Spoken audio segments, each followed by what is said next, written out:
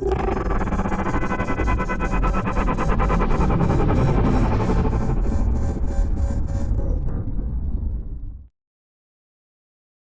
while back, we did a ranking of found footage movies, and I made a point in the intro of that to talk about the difference that I saw between that genre and mockumentaries.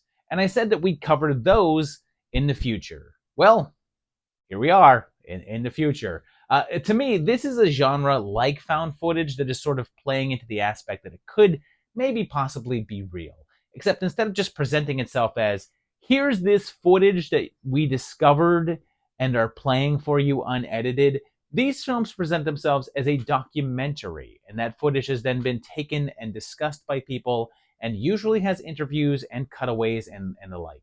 And I dug up what I think are the most well-known dozen of the concept, and here's what I ran with. And I get that this isn't all of the mockumentaries out there, but they're the ones that I ran with for this list, and it was hard to whittle it down. But eventually, this 12 felt right to me.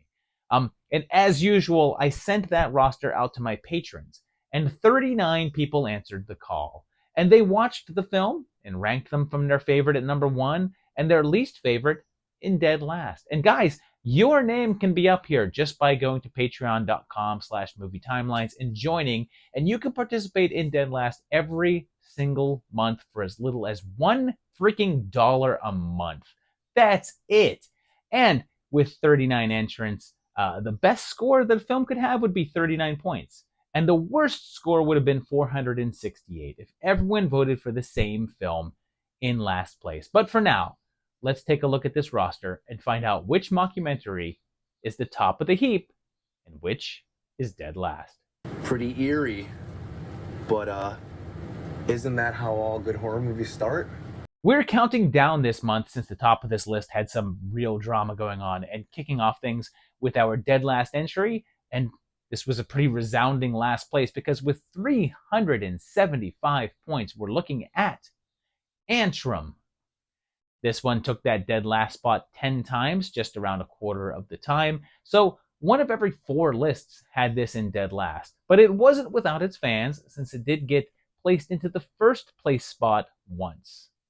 And I didn't have this as my dead last, but I did have it close, since I put it in 11th place. But here's where I tell you that I didn't dislike a single film on this roster. I enjoyed watching all 12 of these movies, but some more than others. Even though this one seems to get a lot of hate, I kind of dig it. Like, sure, this one really treads the line of a mock because it gives you that setup of being told in that format, but then shifts to give you the cursed film that it's reporting on and sticks with that for a while before shifting back to it for the finale.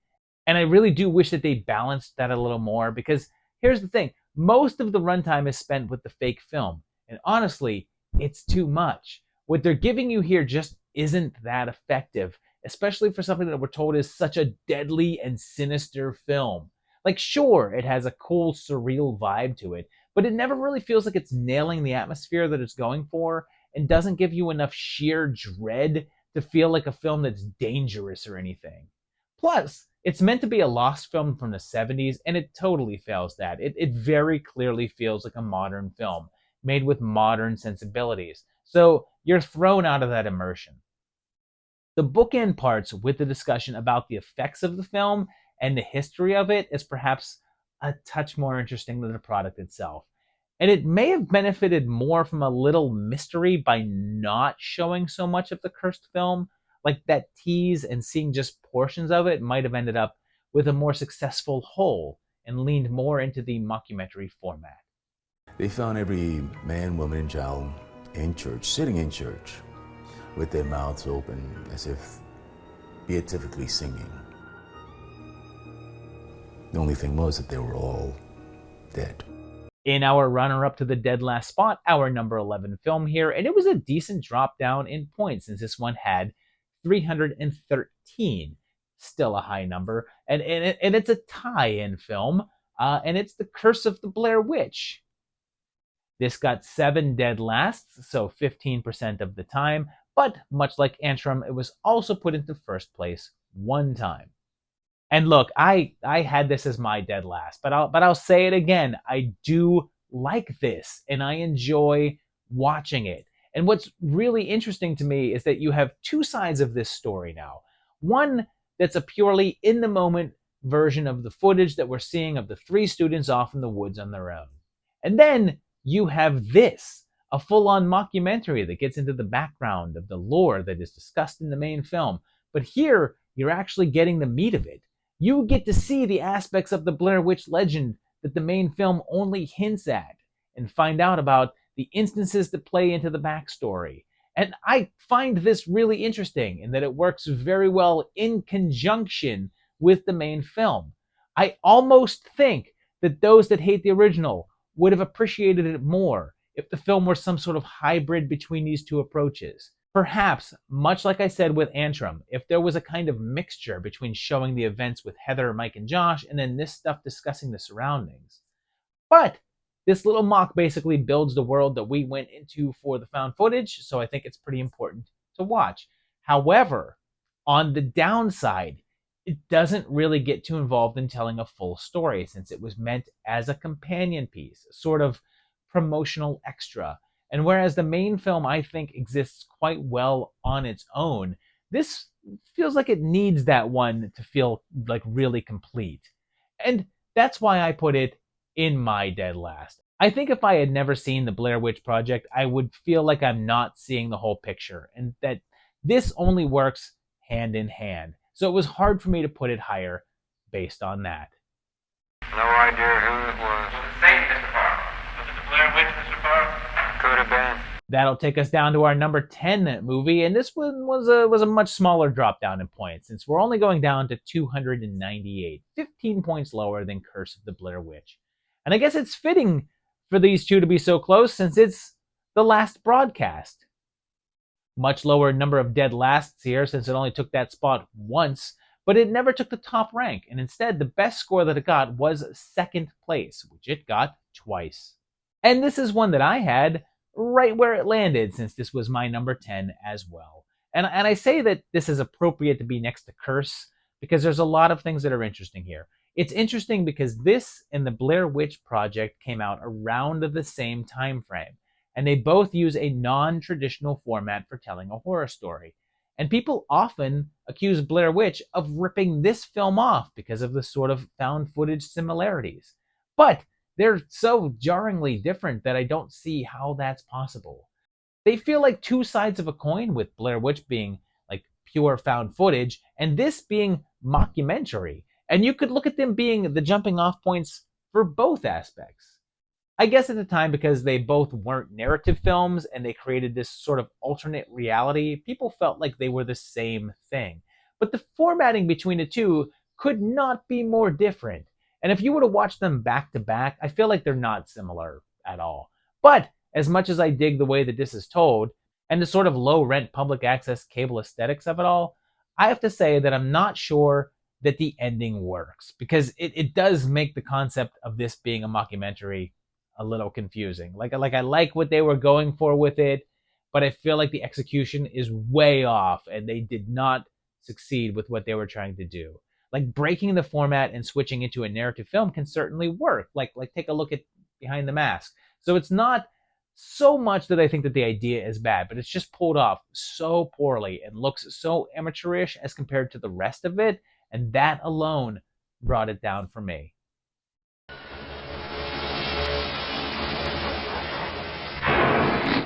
We're into the single digits now, and let's check out our number 9 film. And this was an even closer battle, since we only go down 10 points to 288, making this a somewhat close race. And it's Horror in the High Desert. This was actually put into dead last 4 times, 3 more than the last broadcast, and was placed there 10% of the time. And it also never took first place, and only had 1 second place vote. And hey, look at that, another one that I had right where it landed, because I also had this in 9th. And so far, this list is looking very similar to my own. But at the risk of repeating again, this movie's pretty damn solid and a great watch. And one of the biggest strengths of this film is just how damn much this feels like an actual documentary. If you were to just put this on for someone and not tell them it's a fake story, I feel confident it would blend in with something straight off of the Discovery Channel. And it's the first one in this ranking that I feel like I can say that about. Granted, it came out a bit later than some, so it had the advantage of having time to hone the format, but the performances and the execution really nail that whole reality aspect. But then again, that also might be one of the film's weaknesses. To me, the initial setup of this one works really well, but then perhaps spends too much time in that mode.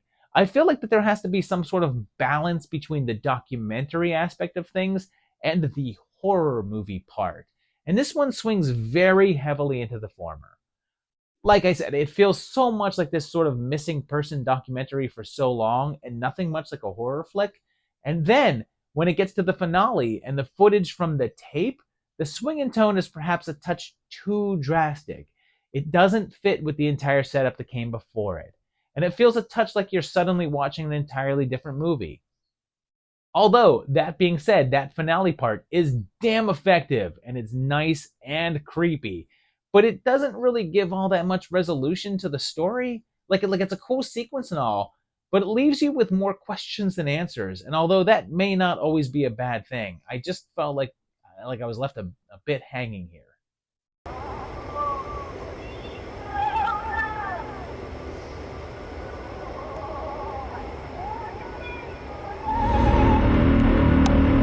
We had a bit bigger jump in points here to our number 8, but this competition was something fierce. And this whole grouping was close to each other, but with 267 points, 21 less than our number 9.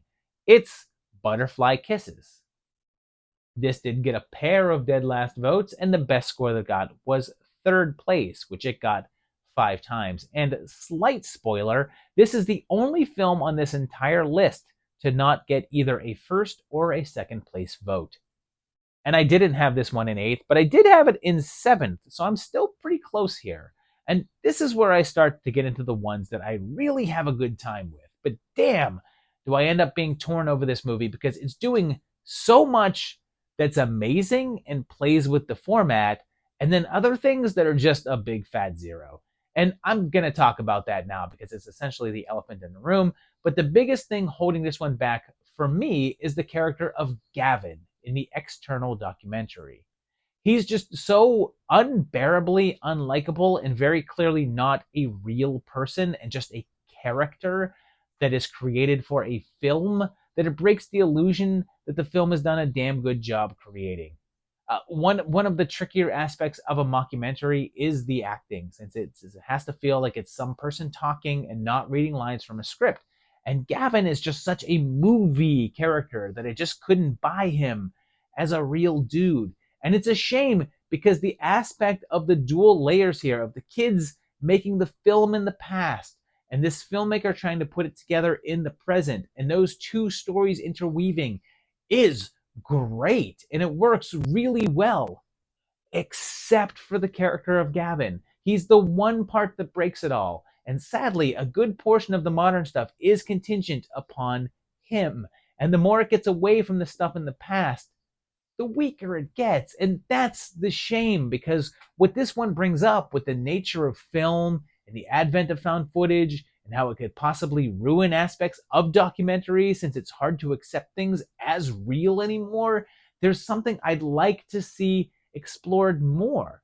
And don't get me wrong, it does explore it quite well and gets into it. And I just wish it was a touch stronger with that and had a different take on the Gavin character to really hammer that home and then actually leave you, the viewer, in the same situation as the characters in the movie, wondering what's real and what's just a movie. And and the ending does leave a little bit to be desired, but I also like the ambiguity of it. It's reminiscent of the "we're just not answering everything" that High Desert does, but probably succeeds with it a little better. All right, go. All right, here it goes. Oh my gosh. Lucky number 7 now, and this was one of the closer calls here, since the difference between number 8 and number 7 was a mere 2 points. And the very final list that I received switched their places. So yes, every vote counts because this film was in 8th, but then ended up in 7th with 265 points, and it's Digging Up the Marrow. And yeah, people were more torn on this one than the previous couple, since it was put in dead last 5 times, 13% of the time, but then was put into first place 4 times, 10% of the time. So opinions were split. And I'm still pretty close to the mark since this was my 8th place. So if that last list didn't switch these, I would have matched both of them as well. And this is pretty complicated. On one hand, this is a mockumentary, but it never quite feels like one. And I guess it's because of Adam Green's more comedic tone to it all that it feels more like a scripted film. Now, it's been said that the biggest error this one makes is having Ray Wise play one of the main characters, since it breaks the reality of it all. Since he's obviously a very famous actor and not that character. So it tips you off right away that this is a film and not a documentary of actual events. Green himself has commented on it and said that he never really thought about it, and he was always just sort of making a movie, and that tricking people into thinking it's real was never the intention. And I'm for it, because why, like, Ray freaking Wise is why. The dude is great. But I will also add that it does actually take away from the immersion of it. On our Discord, this whole thing was mentioned, and it was said that having Wise shows up breaks the reality of it. And my friend Tom mentioned that he thinks that the fact that the movie has freaking monsters in it is what breaks the reality of it. But I disagree. And that's why I say I'm complicated with this. Here's what I think. The whole purpose of these movies, I believe, is to make them seem real. And the job of some of them is to introduce things that are clearly not real, like monsters, and yet present them in a way that makes them seem real. And that appears to be this movie's intention, hence using Green as himself and appearances from other actors and creators, all playing themselves and using real events. It's obviously trying to place itself into a real world environment. So clearly, having you think that this is all real isn't the goal, but it is kind of what it's doing. But I'll tell you what I think is the actual breaking point here, and it's Green himself. I don't think he's coming off as charming as he's hoping, and his performance feels very actory, but his character is also kind of grating. And much like the Gavin character of Butterfly Kisses, he tends to get under my skin. But the last 20 minutes of this one are an absolute ride. And sure, it never quite feels like something that's real, but it doesn't need to here, and it's just a damn good time. I have been a monster, I always will be a monster, and after I'm dead, I will be a dead monster. King of the Monsters, Dave. King. Guys. So that's the lower half of the list, and now we enter our top half, starting with our number 6 film.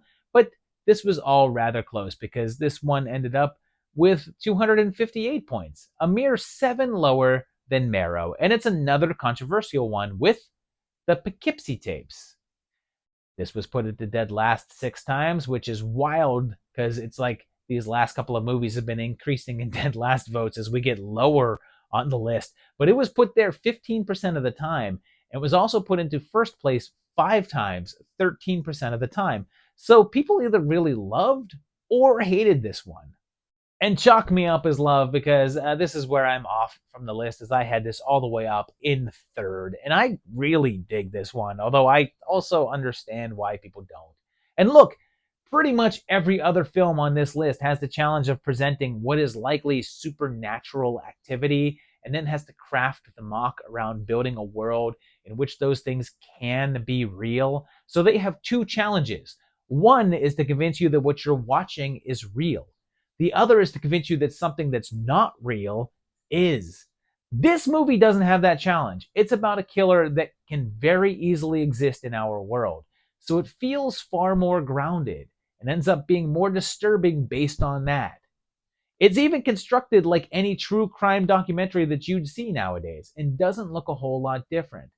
And like I said with Horror in the High Desert, I think that if you showed this to someone that was completely unaware that it was a film and told them it was a crime doc from some cable channel, with the exception of one or two performances that I think are a touch forced, I think that they'd be convinced it was real. And speaking of performances, this has one of the most chilling sequences that I've ever seen in a movie. And it's 100% due to the acting of Stacy Chbosky, who actually got an audible gasp out of me the first time that I saw it. This succeeds with exactly what it's trying to do, but I just can't rank it higher because I really don't like watching it. It's so good at doing what it's doing that I feel like I'm watching something real, and it's pretty damn upsetting. And I know that some feel like it's being too try-hard and like, oh, look how edgy we can make this. Although I don't actually fault that. Those crime docs that this is emulating suffer from the same thing. They're trying to paint their villain as this epic story. And to me, that paints the realism even more.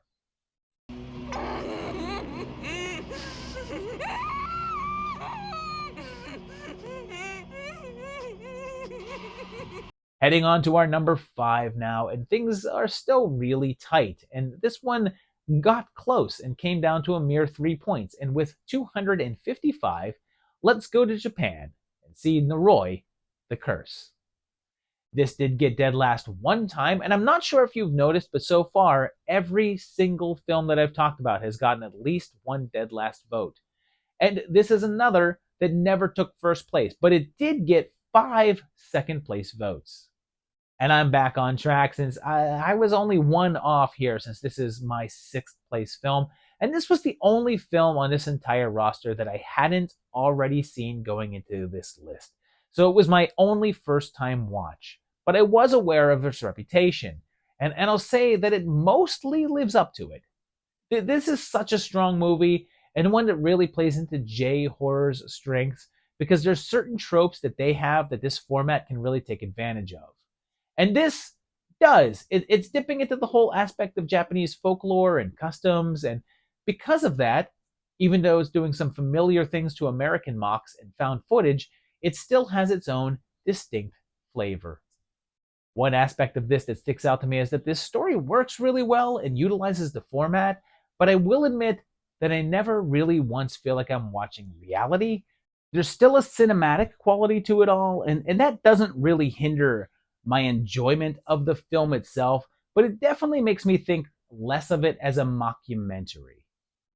One of the things that I decided that I was going to take into consideration with my rankings here was just how much the format convinced me that it was real.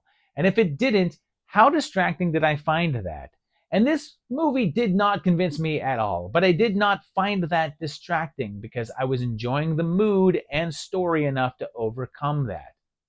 However, I do have to ding it a little bit for the runtime. At just under 2 hours, it's perhaps a little too long and could use a little trimming. Too much of it just feels like it goes on and on.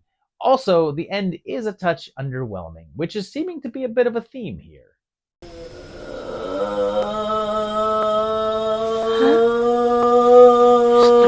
Marika-chan?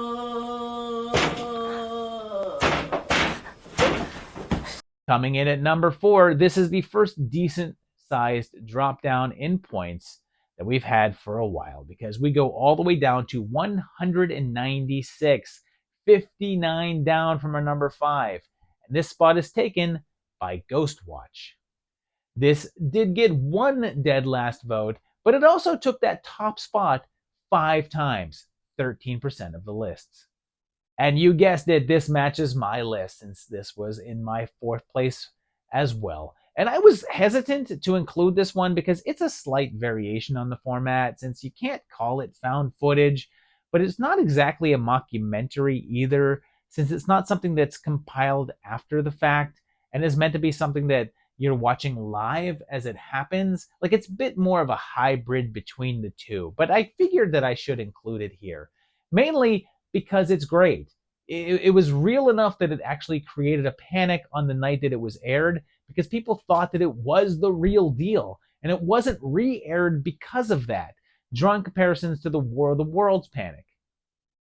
I love the hidden ghosts since there's multiple instances of pipes appearing in the backgrounds of shots, making for a sort of Where's Waldo? And it was this film that inspired me to do something a little bit similar in the last Amityville movie. I do think that it gets a bit overboard in the finale and crosses that line of believability, but that's not enough to shake how much I love this. Also, it's a recreation of sorts of the same case from The Conjuring 2, and one thing that I guess bugs me a bit is that the skeptic in here is portrayed as such a jerk. And again, this is representative of a real life case, and that guy had a real life analog, and the version in reality of the paranormal expert was essentially Lorraine Warren, and in reality, the jerky skeptic was the one who was correct. I have to say that the other thing that keeps this out of my top 3 here, as I mentioned, is that ending, which I said may go a touch overboard, but it also feels incomplete. There's no real resolution to the story, and things just end, which may work for the realism aspect of it, but like they just ended the show due to things going out of control, but it's less satisfying. And yep, that's a theme here.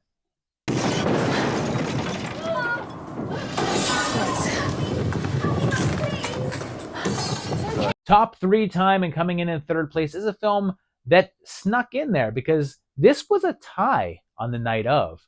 And the final list that I got that night had this movie one notch higher than Ghostwatch. So with one less point at 195, we have Savageland. Much like the last 2 films, this also had 1 vote in dead last, but it had a whopping 8 votes to put it in first place. And that's 21% of the lists. And I'm still close, but I had this one a skosh higher because I put this one in second place. And hot damn, there's just so much going on here. But first off, I want to say that I was ever so slightly taken out of it by the appearance of an actor that I had used for my film, The Complex. And he's great in it, but he's also not in it enough. I didn't knock the film down any points because of that, though, because it's no fault of them. But seeing someone that I actually know in a role here didn't help me feel like I was watching reality. Also, I like that they sort of give you the slightest hint of what you're getting into by calling the town Hinsman, and you think you know what they're going to do with it, but then it's really not that at all. And then, if you say, hey, this movie is only going to show you photographs, imagine a found footage film, but there's no footage, only pictures. And on one hand, you're likely saying, oh, well, that doesn't sound too scary or cool. But it is. It's insanely scary and cool. And yeah, if you hear me say you only get to see photographs of what happened and you say that sounds dumb, then sure, you may not enjoy this, but I was sold. Every single new photo that they put up on that screen gave me the chills, and they were so well executed. And I'll commend this one on just how much dread they were able to concoct with just stills. This is able to make all of this feel real, and it's paced wonderfully, and this ending still shakes me. I mean, maybe it's because I have a daughter, but I wasn't looking forward to rewatching this just based on how much the ending affected me the first time through. I don't really want to spoil it, but there's one final photograph here that even me talking about it right now it's skeeving me out. But this is exactly what I want from this genre. This feels like a documentary, but it also feels like a horror film, and it's perfectly balanced.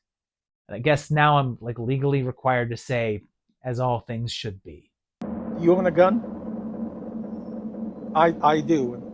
Ever since I've seen these photographs, I've been sleeping with it under my pillow. Man, oh man, this is about to get interesting now, because our number 2 film started so freaking strong. It was number 1 from the get-go and stayed there the entire time. But the second place film just kept creeping up on it and chipping away at its lead. At one point, they tied, and they switched places for 1 minute. But then the very next ranking swapped them back.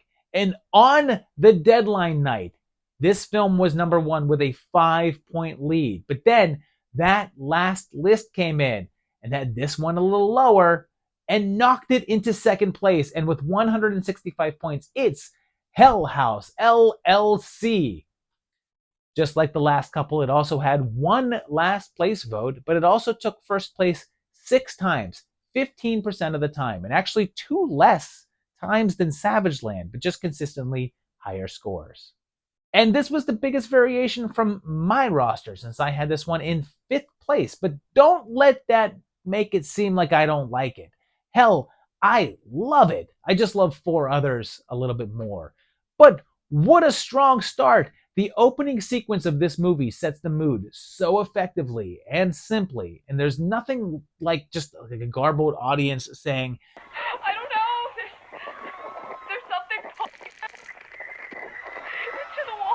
Someone's hurt. I'm sorry, I can't hear you. Please hurry. I don't want to die. to hit me in the spooky bone.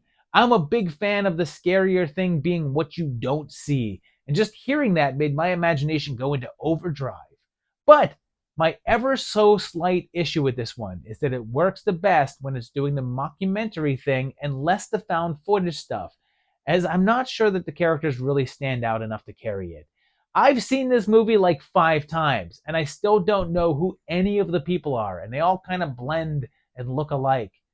That being said, the moments that don't feature the characters and story stuff and just focus on the spooky stuff, it just nails it. This has some of the creepiest horror scenes in recent history, and most of them are low-key and don't rely on cheap tricks. They're just well-done spooky bits.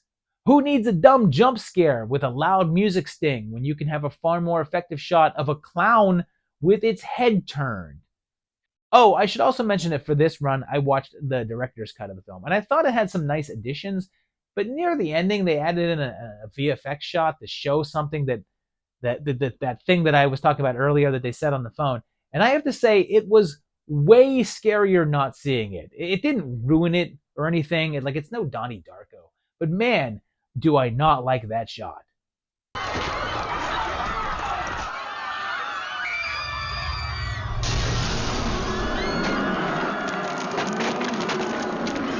And here we are, our number 1 film here. And like I said, it snuck into this number 1 spot by a single point.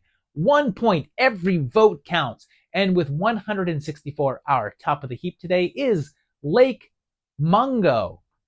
It's fitting that it's our number 1 since it's the only film in this entire roster that didn't get a single dead last vote. No one had it there, but it did get 2 11th place votes, but no dead lasts.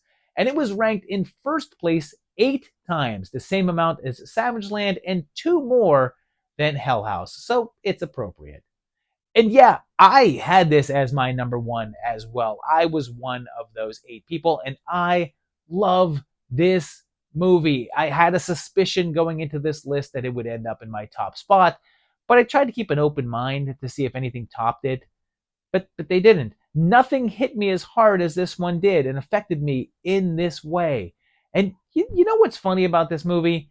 If you dig this movie like I do, and you're amongst any group of horror fans, whether it be online or whatever, if you tell people that you really like this one, I guarantee you that there will be at least one person who just cannot wait to tell you how much they don't like it. And they'll make sure to let you know just how boring that they thought it was, and how overrated that it is, and how they had it all hyped up, and that they watched it and it only had one good spooky scene. And hey, dude, I'm glad you have your opinion. That's cool and all. But I'm telling you, with this movie, someone will just have to get that out. It's like a reflex of some sort. I don't think that they're being contrarian or anything, but I've noticed that this one, more than others, have those people that aren't just like, yeah, I didn't much like that one, and they go full, oh, that movie sucks and is the worst thing ever. But I disagree. This one feels real to me. I know that they're getting into the world of supernatural, or maybe not, based upon how you're viewing this one and thinking about how much is faked and real. And I mean real in the context of the film. I know that it's not really ghosts and whatnot, but this isn't really a horror movie. Sure, it has some good, tense, spooky moments and that one banger scene near the end that I think is an all-time great creeper moment. But it's ultimately about grief, loss, sadness, and our inability to communicate that adequately with others. And it does it so well, and so much of it lands for me, and there's no way in hell that this movie isn't number 1 for me, and I'm really glad that it slipped in there at the last minute. It's getting closer. And I don't feel ready. I feel like I can't do anything. So there you have it, 12 mockumentary films that all present themselves in a specific format. And yeah, I'm really happy with this list. Let's take a look. Not everything ended up where I had it, but I have no issues with where they did end up. But of course, I would love to know what you would have where, and maybe which other mocks did you'd like to see if we did a second part to this ranking. And yeah, as always, if you enjoyed this video, hit that like button. If you enjoy the channel, please hit the subscribe button and hit the bell to get notified when there's new videos that come out. And also go to my Patreon page, like I said earlier, patreon.com/movietimelines. You can help support this channel. You can participate in the Patreon dead last lists, or you can just, throw me some money, whatever you want to do. I would enjoy that. But, keep on coming back and watching more videos as well, because there'll be another one very shortly. Thanks a lot, guys. Bye-bye.